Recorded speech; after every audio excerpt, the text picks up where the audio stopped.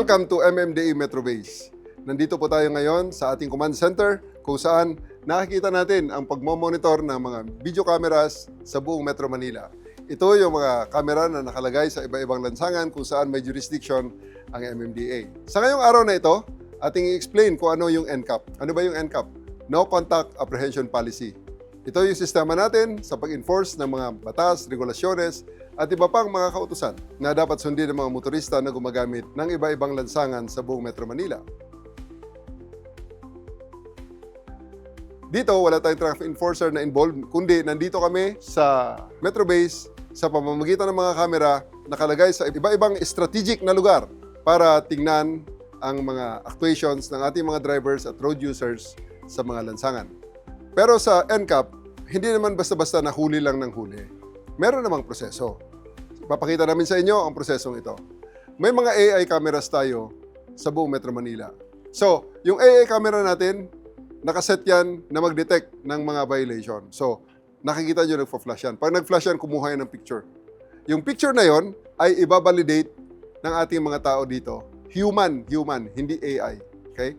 Pagkatapos, pag ma-verify na talagang merong violation, gaya halimbawa na nagtetelepono ka or wala kang seatbelt, gagamitin namin ang information na yon, ang plaka mo, para makuha ang other details mo sa LTO portal. Merong information sharing, ang LTO at ang MMDA, at pagkatapos pumakuha namin ang information na yon, gaya ng inyong address, telepono, MB file number, at yung email address mo, i-encode na ito ngayon sa NCAP violation. At pagkatapos, ipiprint na ang notice of violation na ipapadala sa inyo through hard mail.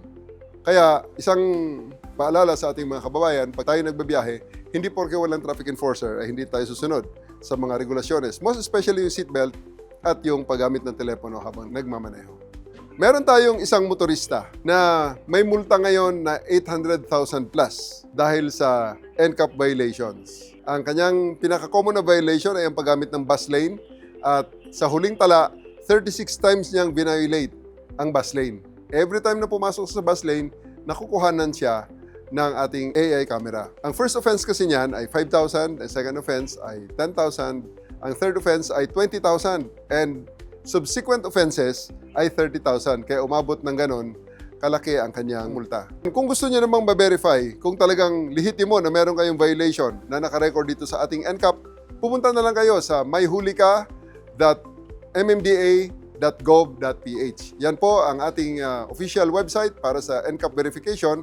I-enter nyo lang ang inyong plate number, conduction sticker at ang MB file number at malalaman nyo na kung kayo ay merong violation na nakarecord o wala. Paalala lamang, pag no record found, swerte mo, wala kang NCAP violation. Pero hindi ibig sabihin na wala ka na violation pa sa iba pang mga record ng LTO. So, the better, kung sa tingin nyo meron kayong nakalagay ng mga record ng violation, verify nyo na rin sa LTO at sa inyong local government or dito sa MMDA head office. Ngayon, kung meron ka namang violation, ano ang gagawin mo? Bayaran nyo po ang multa kung hindi na kayo magko-contest at ito ay pwede nyong gawin sa dalawang paraan. Isang physical at isang digital.